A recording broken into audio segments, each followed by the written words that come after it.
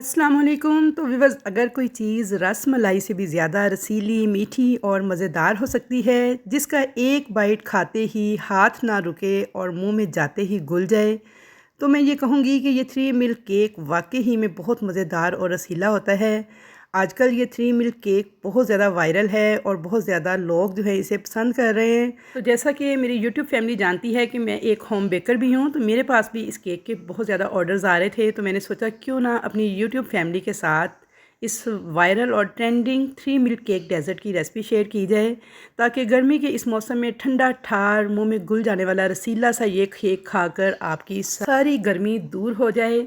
तो रेसिपी को full watch कीजिएगा, कोई भी स्टेप इसका मिस मत कीजिएगा, ताकि ऐसा ही शानदार रसीला ठंडा ठार मज़ेदार थ्री मिल्क केक डेज़र्ट आप घर पे बना के इंजॉय कर सकें और मेहमानों से तारीफ़ें समेट सकें।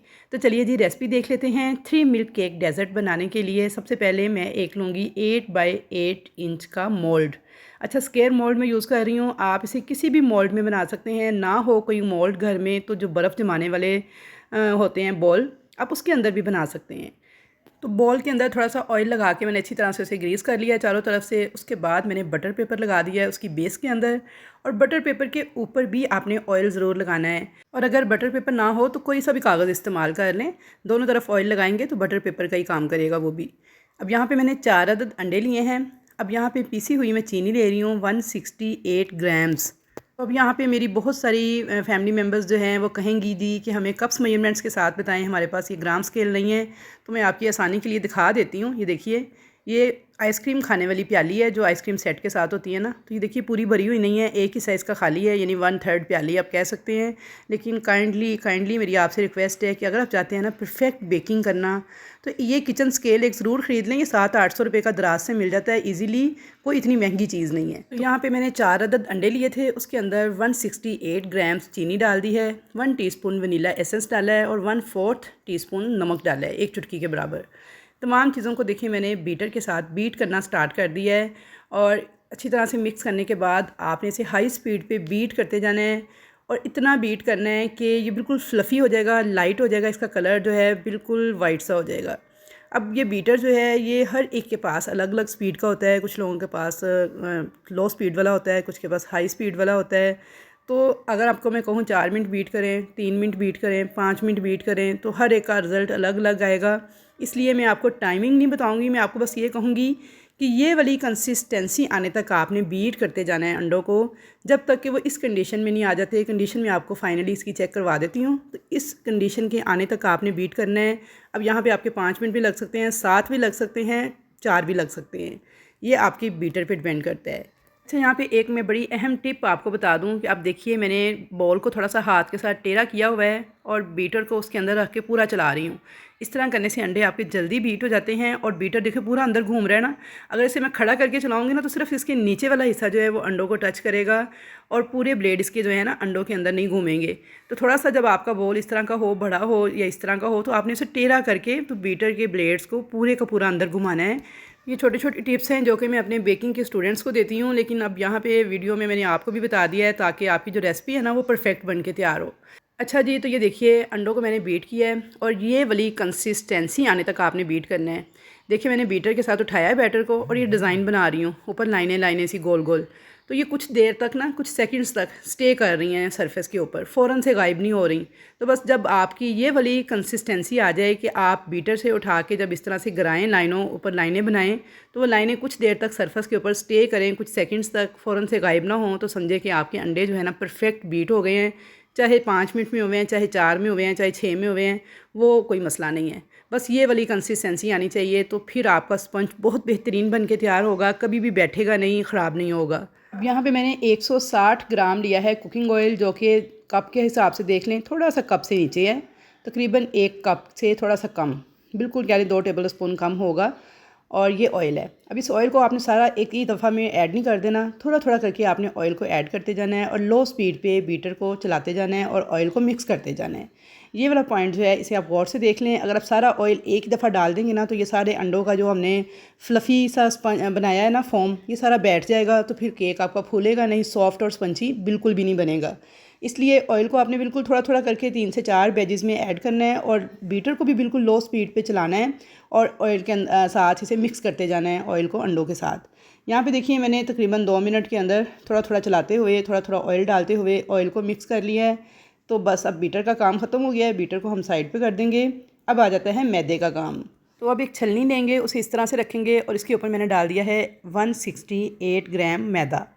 अच्छा, 168 ग्राम मैदा है और ये देख लें प्याली के हिसाब से ये एक आइसक्रीम वाली प्याली है, जो कि दबा दबा के नहीं भरी हुई, बिल्कुल लूज सा रख के बस आपने डालना है। तो ये एक प्याली के इक्वल मैदा है, ये डाल देंगे। अब इसके अंदर बेकिंग पाउडर डाल देंगे 1.5 टीस्पून, यानी कि 1.5 चाय का चम्मच। तो ये देखिए ये मैंने 1 टीस्पून डाला है, साथ में आधा टीस्पून डाल दिया है, तो 1.5 चाय का चम्मच इसमें बेकिंग पाउडर जाएगा। बेकिंग सोडा नहीं इस्तेमाल करना, बेकिंग पाउडर इस्तेमाल करना है। कुछ लोग बेकिंग सोडे को भी बेकिंग पाउडर ही समझते हैं, तो ये दोनों मुख्तलिफ चीज़ें हैं। अच्छी तरह से बेकिंग पाउडर को ना देखिए मैंने मैदे के साथ मिक्स कर लिया है और थोड़ा थोड़ा सा छानते हुए ना आपने इसे 4 से 5 बैजेस के अंदर ऐड करना है, एक ही दफ़ा सारा मैदा ऐड नहीं करना। यहाँ पे देखिए थोड़ा सा मैदा मैंने छलनी से छान के ऐड किया है। स्पैचुला के साथ आपने इसकी मिक्सिंग करनी है, डायरेक्शन आपने एक ही रखनी है मिक्सिंग करते हुए, कभी राइट कभी लेफ़्ट नहीं घुमाना चम्मच को, बस क्लॉकवाइज अगर घुमा रहे हैं तो इसे एंड तक आपने इसी डायरेक्शन में घुमाते चले जाना है, बिल्कुल हल्के हाथों के साथ, और नीचे बेस तक लेके जाना है आपने स्पैचुला को, ताकि अक्सर बेस में मैदा बैठ जाता है और वो हल नहीं होता। तो यहाँ पे देखिए आपने इस तरीके से चम्मच को घुमाते हुए बिल्कुल हल्के हाथों के साथ मैदे को मिक्स कर लेना है। ओवर मिक्सिंग भी नहीं करनी, बस जब आपको मैदा नज़र आना बंद हो गया है तो उसके बाद आपने नेक्स्ट ऐड कर देना है। ये नहीं कि आपने उसे फेंटे लगा लगा के सारा फॉर्म उसका तोड़ देना है अंडों का, वो बैठ जाएगा और फिर फूलेगा नहीं केक आपका, सॉफ्ट और स्पंजी नहीं बनेगा, रबड़ जैसा स्पंज बनेगा। इसलिए ये छोटी छोटी टिप्स हैं जिन्हें आपने ज़रूर से फॉलो करना है, तो यकीन करें कभी भी आपकी बेकिंग रेसिपी फेल नहीं होगी। तो यहाँ पे देखें थोड़ा थोड़ा मैदा डाल के ना तकरीबन मैंने इसे 4 से 5 मरतबा थोड़ा थोड़ा करके छानते हुए डालती जा रही हूँ और एक ही डायरेक्शन में देखें मिक्स करती जा रही हूँ। जैसे ही मुझे लग रहा है कि मैदा मिक्स हो गया है तो मैं फ़ौरन से नेक्स्ट ऐड करती जा रही हूँ। ओवर मिक्सिंग नहीं करनी है आपने कि बहुत ज़्यादा मिक्स कर दें और वो सारा स्पंज जो है बैठ जाए। अच्छा, अब यहाँ पे मैंने वीडियो की स्पीड थोड़ी तेज़ की हुई है, इसलिए आपको लग रहा है कि मैं बड़ी तेज़ी से काम कर रही हूँ, जबकि मैं बहुत हल्के हाथों के साथ बहुत स्लो स्पीड पे काम कर रही थी। तो यहाँ पे मैं आपको मिक्स करते हुए ये बता दूँ कि मैंने 1 अदद पतीला जो है उसे चूल्हे पे रख दिया था प्री हीट होने के लिए, जब मैंने इस केक को बनाना स्टार्ट किया था।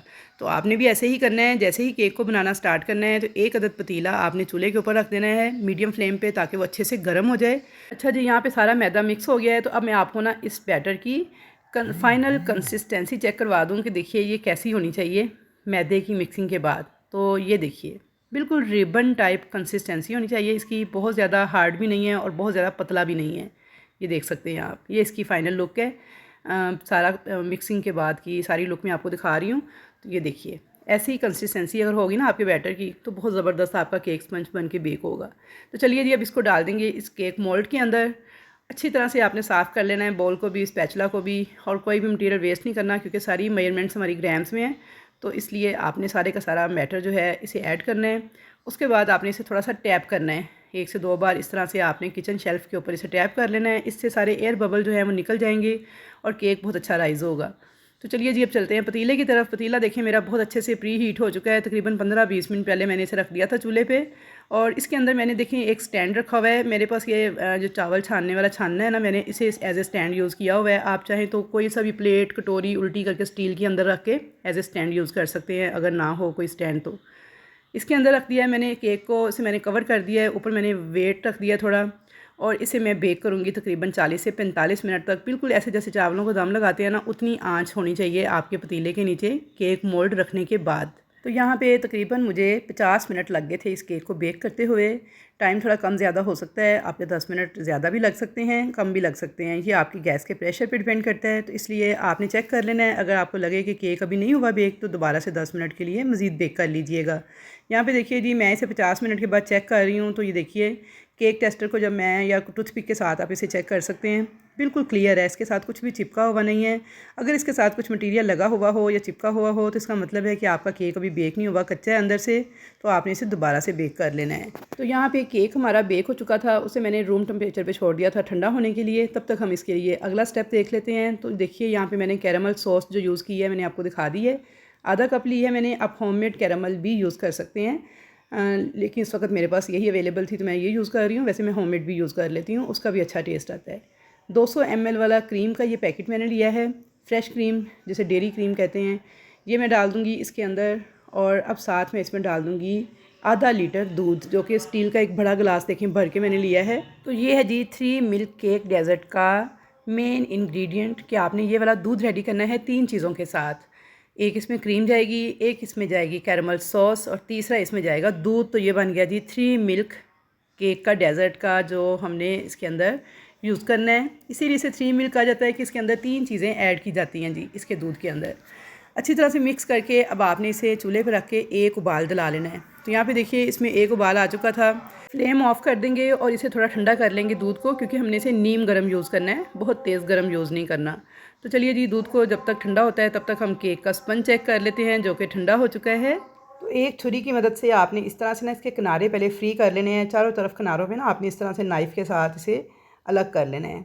उसके बाद देखिए इसे मैंने उल्टा किया है तो कितने आराम से केक में से निकल आया है, केक मोल्ड में से ये। और माशाल्लाह से देखिए कितना सॉफ्ट, कितना स्पंजी बन के तैयार हुआ है। तो बहुत ही सॉफ्ट स्पंजी ये केक होता है। तो इसे आपने ना बहुत केयरफुली हैंडल करना है। गरम गरम निकालने की कोशिश करेंगे ना मोल्ड में से तो टूट जाएगा ये। सेंटर से देखिए मैंने इसके 2 स्लाइस काट लिए हैं, और यहाँ पे आप इसकी सॉफ्टनेस चेक करें, देखें मुड़ रहा है, कितना स्पॉन्जी है और कितना ज़बरदस्त बन के तैयार हुआ है। अब क्योंकि हमने 3 मिल्क केक बनाना है तो इसे किसी कंटेनर के अंदर रेडी किया जाता है। तो मेरे पास यहाँ पे ये वाले कंटेनर थे डिस्पोजेबल।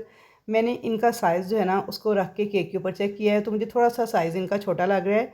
तो मैं इसके कॉर्नर्स जो है ना इस तरह से इसके जितने भी किनारे हैं इन सबको रिमूव कर दूँगी छुरी की मदद से, ताकि ये इस डिश के अकॉर्डिंग हो जाए। आप इसे किसी भी शीशे की डिश में, किसी ट्रे में, किसी भी चीज़ में सेट कर सकते हैं। तो यहाँ पे देखिए इसके किनारे काट लिए थे मैंने, तो ये बिल्कुल परफेक्टली अब फिट हो गया था इस कंटेनर के अंदर। तो इस तरह से मैंने इन दोनों कंटेनर्स के अंदर सेट कर लिया था। आप इस रेसिपी को सिंगल भी कर सकते हैं, यानी इसे हाफ़ भी कर सकते हैं। मैं यहाँ पे डबल रेसिपी बना रही हूँ।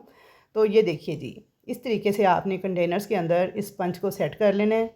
और अब यहाँ पे जो हमने इसके लिए दूध तैयार किया था 3 मिल्क वाला, वो काफ़ी हद तक ठंडा हो चुका है, यानी नीम गर्म सा था। तो इसको अब आपने इस तरीके से डाल देना है इसके ऊपर।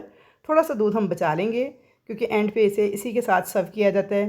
तो यहाँ पे देखिए अच्छे से आपने इसे डाल के इसे सोक कर देना है, और उसके बाद अब आपने इसको रख देना है फ्रिज के अंदर 7 से 8 घंटे के लिए, ताकि ये अच्छी तरह से दूध को सोक करे और ठंडा ठार केक हो जाए। चलें जी, 6 से 7 घंटे के बाद मैंने इस केक को फ्रिज से निकाल लिया है, और ये देखिए माशाल्लाह से इसने सारे के सारे दूध को सोक कर लिया था और बहुत सॉफ्ट और ज़बरदस्त बन के तैयार हो चुका है। अब मैं इसके ऊपर मैंने ली है विपिंग क्रीम, जिसे मैंने विप करके पाइपिंग बैग में भर लिया था। इस तरीके से मैं इसे क्रीम के साथ कवर कर लूँगी।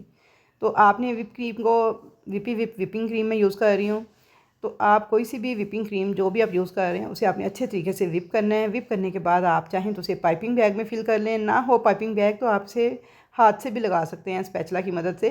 तो बस ये देखिए इस तरीके से आपने लगा के इसकी सरफेस को क्लियर कर देना है और क्रीम को इसके ऊपर इस तरीके से लगा देना है। तो यहाँ पे देखिए जी, विपिंग क्रीम के साथ मैंने इन दोनों बॉक्सेस को कवर कर लिया था सरफेस को ऊपर से। अब इसके ऊपर आपने छुरी के साथ ना इस तरह से स्लाइस, जितने आपने स्लाइस बनाने ना उस हिसाब से आपने कट्स लगा लेने हैं। आप 2x2 के भी लगा सकते हैं, 3x3 के भी लगा सकते हैं। जितने जितने स्लाइस आपने काट के अपनी फैमिली को सर्व करने हैं ना, उस हिसाब से आपने इसके ऊपर ना पहले से निशान लगा लेने हैं। तो ये देखिए कटिंग मैंने कर ली थी। अब मैंने यहाँ पे ली है कैरमल सॉस। मेरे पास इस वक्त 2 किस्म की सॉस थी, तो मैंने दोनों के साथ ही इन्हें इस तरह से डेकोरेट कर लिया था। थोड़ा सा ज़िग-ज़ैग इस तरह से डिज़ाइन बना के आप इसके ऊपर लगा लें, या आप जैसे चाहें इसके ऊपर डिज़ाइनिंग कर सकते हैं कैरमल सॉस के साथ, या नोज़ल वर्क भी कर सकते हैं क्रीम के साथ, वो आपकी अपनी चॉइस है। तो यहाँ पे देखिए जी, हमारे बेहतरीन 3 मिल्क केक डेज़र्ट बन के तैयार थे। तो बस आज थी मेरी बर्थडे और मेरे बच्चों ने फरमाइश की थी जी कि ये केक बनाना है आपने हमारे लिए। तो मैंने सोचा कि मैं अपनी यूट्यूब फैमिली के साथ भी रेसिपी शेयर कर दूँ, क्योंकि जो ऑर्डर वर्क होता है, कस्टमर्स के केक होते हैं, वो तो मैं आपको चेक नहीं करवा सकती, लेकिन क्योंकि ये मेरा घर का केक है, मेरी बर्थडे का केक है, तो मैं ये आपके साथ शेयर भी करूँगी और आपको चेक भी करवाऊँगी। तो यहाँ पे देखिए माशाल्लाह से ये हैप्पी बर्थडे का टोपर ऊपर मेरे बेटे ने लगा दिया था जी कि मामा बर्थडे वाली लुक आनी चाहिए। और इस तरीके से आपने इस केक के स्लाइस को निकालना है। ऐसे ही आपने सर्व करना है। जब आपने कोई भी आपके घर में दावत हो, आप मेहमानों के लिए बना रहे हैं, फैमिली के लिए बना रहे हैं, तो इस तरीके से ही आपने इसका स्लाइस निकाल के इसे प्लेट में रखना है। और जो थोड़ा सा दूध हमने बचाया था 3 मिल्क वाला, उसे आपने 1 से 2 टेबल स्पून साथ इस तरह से डाल देना है प्लेट के अंदर। और फिर आपने ये देना है मेहमानों को। तो ये देखिए इसकी लुक चेक कीजिए, माशाल्लाह से इतना क्रीमी, इतना रसीला, मुंह में डालते ही यकीन करें घुल जाने वाला ये केक था और बहुत टेस्टी बन के तैयार हुआ था। बहुत पसंद आया था मेरे बच्चों को, फैमिली को भी इसका टेस्ट, और मुझे भी बहुत ज़्यादा अच्छा लगा था। तो आई होप व्यूअर्स कि आपको मेरी आज की ये रेसिपी ज़रूर पसंद आएगी। और इस स्टेज पर अगर आपको ये रेसिपी अच्छी लग रही है तो जल्दी से वीडियो को लाइक कर दें, शेयर कर दें और चैनल पे कमेंट करके बताएं कि कैसी लगी आपको मेरी ये वीडियो। तमाम टिप्स मैंने आपके साथ शेयर कर दी हैं। फिर भी अगर किसी बात की समझ ना आई हो तो आप कमेंट सेक्शन में पूछ सकते हैं। तो इंशाल्लाह ताला मुलाकात होगी आपके साथ एक अच्छी और नई रेसिपी के साथ। तब तक के लिए अल्लाह हाफिज़।